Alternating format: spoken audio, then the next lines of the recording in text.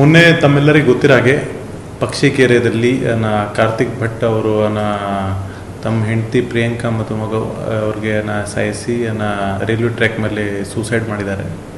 ನಂತರ ನಾವು ಅದು ರೈಲ್ವೆ ಟ್ರ್ಯಾಕ್ ಇದು ಸೂಸೈಡ್ ಆಧಾರ ಮೇಲೆ ನಾವು ಈ ಒಂದು UDR ಕೇಸ್ ದಾಖಲು ಮಾಡಿದ್ದೀವಿ. ಜಾಗದ ಪರಿಶೀಲನೆ ಮಾಡಿದ ನಂತರ ನಮಗೆ ಗೊತ್ತಾಯಿತು ದಟ್ ಮನೆಯಲ್ಲಿ ಪ್ರಿಯಾಂಕಾ ಮತ್ತು ಅವ್ರದ್ದು ಮಗಂದು ಕೂಡ ಅವರು ಸಾಯಿಸಿದ್ದಾರೆ. ಇಮಿಡಿಯೇಟ್ಲಿ ಎಲ್ಲ ಫ್ಯಾಮಿಲಿ ಮೆಂಬರ್ಸ್ಗೆ ನಾವು ಇನ್ಫಾರ್ಮ್ ಮಾಡಿದ್ದೀವಿ. ಪ್ರಿಯಾಂಕಾದು ತಾಯಿ ಮತ್ತು ತಂದೆ ಕೂಡ ಜಾಗಕ್ಕೆ ಬಂದರು.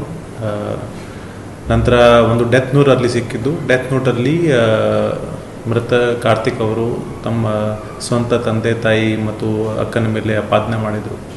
ನಂತರ ಈ ಕೇಸ್ ನಂತರ ಪ್ರಿಯಾಂಕಾ ಅವ್ರ ತಾಯಿ ಶ್ರೀಮತಿ ಸಾವಿತ್ರಿ ಅವರು ಒಂದು ನಮಗೆ ದೂರು ದಾಖಲು ಮಾಡಿದ್ದಾರೆ. ಆ ದೂರದು ಸಾರಾಂಶ ಏನಂದರೆ ದಟ್ 2018 ಪ್ರಿಯಾಂಕಾದು ಮದುವೆ ಕಾರ್ತಿಕ್ ಅವ್ರ ಜೊತೆಗೆ ಆಗಿತ್ತು. ಮದುವೆ ಆದ ನಂತರ ಆವಾಗ ಕಾರ್ತಿಕ್ ಇವರು ವಿದೇಶದಲ್ಲಿ ಕೆಲಸ ಮಾಡ್ತಾಯಿದ್ರು. ವಿದೇಶದಲ್ಲಿ ಕೆಲಸ ಮಾಡಿದ ನಂತರ ಮದುವೆ ನಂತರ ಇವರು ಮನೆಗೆ ಸೇರಿದ್ರು ಪಕ್ಷಿಕೆರೆಯಲ್ಲಿ. ಆವಾಗಿಂದ ಮನೆಯಲ್ಲಿ ಜಗಳ ಇತ್ತು. ಮುಖ್ಯವಾಗಿ ಆ ಜಾಗ ಫ್ಲ್ಯಾಟ್ ಅವಳು ಶ್ಯಾಮಲಾದು ಮಗಳು ಕಣ್ಮಣಿ ಹೆಸರು ಮೇಲೆ ಅವನ ಗಂಡನ ಹೆಸರು ಮೇಲೆ ಇತ್ತು, ಗುರುಪ್ರಸಾದ್ ಹೆಸರು ಮೇಲೆ. ಸೊ ನಂತರ ಏನಾಯಿತು ಪ್ರತಿಯೊಂದು ಸನ್ನಿವೇಶದಲ್ಲಿ ಶ್ರೀಮತಿ ಶ್ಯಾಮಲಾ ಅವರು ತಮಗೆ ಮಗ ಕಾರ್ತಿಕ್ ಮತ್ತು ಸೊಸೆ ಇವರಿಗೆ ಕಟಾಕ್ಷ ಮಾಡ್ತಾಯಿದ್ರು. ದಟ್ ಈ ಜಾಗ ನನ್ನ ಮಗಳದು ಗಂಡಂದು ಇದೆ ಮತ್ತು ನೀವೆಲ್ಲ ಇದರಲ್ಲಿ ಅವ್ರದ್ದು ಜಾಗ ಮೇಲೆ ವಾಸ ಮಾಡ್ತಾಯಿದ್ದೀರಾ, ನೀವು ಅದು ಲೋನ್ ತಿರ್ಗಿಸ್ಬೇಕು, ಈ ಜಾಗ ನಾವು ಖರೀದಿ ಮಾಡಬೇಕು, ನೀವು ಬೇರೆ ಕಡೆ ಮನೆ ಮಾಡಬೇಕು, ನೀವು ನಮಗೆ ಇದು ಫೈನಾನ್ಷಿಯಲಿ ಹೆಲ್ಪ್ ಮಾಡಬೇಕು. ಆ ರೀತಿ ತುಂಬ ಒಂದು ಮನೆಯಲ್ಲಿ 2-3 ವರ್ಷ ನಡೆದಿತ್ತು. ನಂತರ ಪ್ರತಿಯೊಂದು ಸಣ್ಣ ಸಣ್ಣ ಇನ್ಸಿಡೆಂಟ್ಗೆ ಅವ್ರಿಗೆ ಪ್ರಿಯಾಂಕಾ ಸ್ಪೆಷಲಿ ಮತ್ತು ಕಾರ್ತಿಕ್ಗೆ ಅವರು ತೊಂದರೆ ಕೊಡ್ತಾಯಿದ್ರು. ಮತ್ತು ಮನೆಯಲ್ಲಿ ಕಂಪ್ಲೇಂಟ್ ಪ್ರಕಾರ ಶ್ಯಾಮಲಾ ಮತ್ತು ಶ್ಯಾಮಲಾದ ಮಗಳು ಕಣ್ಮಣ್ಣಿ ಹೇಳಿದ ಪ್ರಕಾರ ಕೆಲಸ ಆಗಬೇಕು ಮತ್ತು ಬೇರೆ ಯಾರ್ದು ಏನು ಮಾತನಾಡಿಯಂಗಿಲ್ಲ, ಆ ರೀತಿ ತುಂಬ ಒಂದು ಕಿರಿಕಿರಿ ಇತ್ತು. ನಂತರ 2 ವರ್ಷದಿಂದ ಕಂಪ್ಲೇಂಟ್ ಪ್ರಕಾರ ಇವರು ಅಡಿಗೆ ಸೆಪ್ರೇಟ್ ಮಾಡಿದ್ದಾರೆ ಮತ್ತು ಮನೆಯಲ್ಲಿ ಆದರೆ ಜಗಳ ತುಂಬ ಇತ್ತು.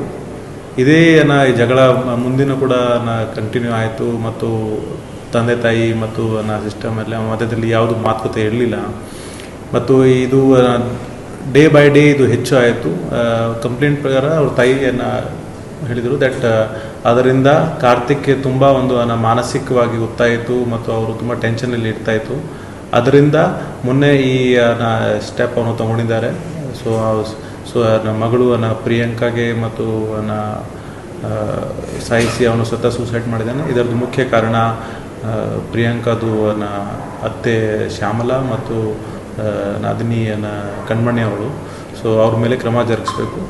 ಆದ ನಂತರ ಈ ಕಂಪ್ಲೇಂಟ್ ಆಧಾರ ಮೇಲೆ ನಾವು ಮುಲ್ಕಿಯಲ್ಲಿ ಸೆಕ್ಷನ್ 108 BNS ಪ್ರಕಾರ ಕೇಸ್ ದಾಖಲು ಮಾಡಿದ್ದೀವಿ. ಕೇಸ್ ಆದ ನಂತರ ತನಿಖೆ ಮಾಡಿದ್ದೀವಿ. ಮೊನ್ನೆ ಮೃತ ಕಾರ್ತಿಕ್ ಅವರು ತಾಯಿ ಮತ್ತು ಅಕ್ಕನಿಗೆ ವಿಚಾರಣೆ ಮಾಡುವಾಗ ಅವರು ಸ್ಪಷ್ಟವಾಗಿ ನಮಗೆ ಉತ್ತರ ಕೊಡಲಿಲ್ಲ ಮತ್ತು ಬಹಳಷ್ಟು ಸುತ್ತಮುತ್ತಲಿಂದ ವೆರಿಫೈ ಮಾಡಿದ ನಂತರ ಅವ್ರದ್ದು ಪಾತ್ರ ಸ್ವಲ್ಪ ಖಚಿತ ಆಯಿತು. ಅದಕ್ಕಾಗಿ ಮೊನ್ನೆ ಅವರಿಬ್ಬರಿಗೆ ನಾವು ಈಗ ದಸ್ತಗಿರಿ ಮಾಡಿ ಜುಡಿಷಿಯಲ್ ಕಸ್ಟಡಿಗೆ ಕಳಿಸಿದ್ದೀವಿ. ಮದುವೆ ಸಮಯದಲ್ಲಿ ವಿದೇಶದಲ್ಲಿ ಕೆಲಸ ಮಾಡ್ತಾಯಿದ್ರು. ನಂತರ ಯಾವ ಕಾರಣದಿಂದ ಅವರು ವಿದೇಶದಲ್ಲಿ ಕೆಲಸ ಬಿಟ್ಟು ಇಲ್ಲಿ ಬಂದಿದ್ದಾರೆ. ಇಲ್ಲಿ ಬಂದ ನಂತರ ನಮ್ಮ ಮಾಹಿತಿ ಪ್ರಕಾರ ಅವರು ಸಣ್ಣ ಪುಟ್ಟ ಕೆಲಸ ಮಾಡ್ತಾಯಿದ್ರು. ಬಟ್ ಆರ್ಥಿಕವಾಗಿ ಎಷ್ಟು ಅವರು ಪ್ರಬಲ ಇರಲಿಲ್ಲ. ಅದು ಕೂಡ ನಮ್ಮ ಗಮನಿಗೆ ಬಂದಿದೆ ದಟ್ ಕೆಲವು ಆನ್ಲೈನ್ ಗೇಮಿಂಗ್ದಲ್ಲಿ ಕೂಡ ಅವರು ಶಾಮೀಲಾಗಿದ್ದರು ಮತ್ತು ಅದರಲ್ಲಿ ಲಾಸ್ ಆದ ನಂತರ ಅವನು ಸಾಲ ಮಾಡಿದ್ದಾನೆ ಅಂತ ಕೂಡ ಸುದ್ದಿ ಬಂದಿದೆ. ಇದರಲ್ಲಿ ಈಗ ಏನಾಗಿದೆ, ಫ್ಯಾಮಿಲಿ ಇಶ್ಯೂ ಒಂದು ದೊಡ್ಡ ಕಾರಣ ಇದೆ. ಯಾಕಂದರೆ ಮನೆಯಲ್ಲಿ ಅವರು ಸೆಪ್ರೇಟ್ ಒಂದು ವಾಸ ಮಾಡ್ತಾಯಿದ್ರು, ಸೆಪ್ರೇಟ್ ಅಡಿಗೆ ಇತ್ತು ಮತ್ತು ಜಗಳ ಇತ್ತು. ಅದು ನೇಬರ್ಸ್ ಕೂಡ ನಮಗೆ ಕನ್ಫರ್ಮ್ ಮಾಡಿದ್ದಾರೆ ಮತ್ತು ಬೇರೆ ಬೇರೆ ಸೋರ್ಸ್ ಕನ್ಫರ್ಮ್ ಮಾಡಿದ್ದಾರೆ. ಜೊತೆಗೆ ಇದು ಒಂದು ಹೊಸ ಆ್ಯಂಗಲ್ಗೆ ಕೂಡ ಬರ್ತಾ ಇದ್ದಾರೆ ದಟ್ ಅವರು ಗೇಮಿಂಗಲ್ಲಿ ಶಾಮೀಲಾಗಿದ್ದರು ಮತ್ತು ಅದರಲ್ಲಿ ಲಾಸ್ ಮಾಡ್ಕೊಂಡಿದ್ದಾನೆ. ಸೊ 2-3 ಕಾರಣದಿಂದ ಒತ್ತಾಯದಿಂದ ಅವರು ಈ ಕ್ರಮ ತಗೊಂಡಿರ್ಬೋದು. ಅದು ನಮ್ಮ ಅನಿಸಿಕೆ. ಈಗ ಅದು ಮುಂದಿನ ತನಿಖೆ ನಾವು ಮಾಡ್ತಾ ಇದ್ದೀವಿ. ಬೇರೆ ಅನ್ನೋದು ಕಾರಣ ಬಂದರೆ ಅದು ಕೂಡ ನಾವು ನಮ್ಮ ಇನ್ವೆಸ್ಟಿಗೇಷನಲ್ಲಿ ತರ್ತೀವಿ.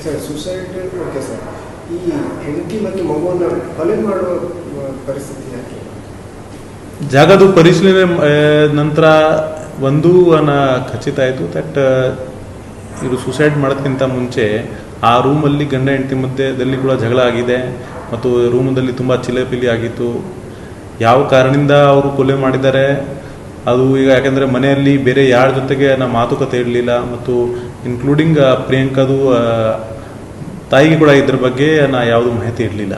ಸೊ ಈಗ ನಾವು ಮುಂದಿನ ತನಿಖೆಯಲ್ಲಿ ಇದು ಪ್ರಯತ್ನ ಮಾಡ್ತೀವಿ. ಯಾಕೆಂದರೆ ಇದು ಡೆತ್ ಜಸ್ಟ್ ಅವರು ಸೂಸೈಡ್ಗಿಂತ ಮುಂಚೆ ಆಗಿದೆ, ಅದರ ಬಗ್ಗೆ ಸದ್ಯಕ್ಕೆ ಮಾಹಿತಿ ಯಾರ ಹತ್ರ ಇಲ್ಲ, ಯಾವ ಕಾರಣದಿಂದ ಜಗಳ ಆಯಿತು. ಧನ್ಯವಾದ. Thank you sir.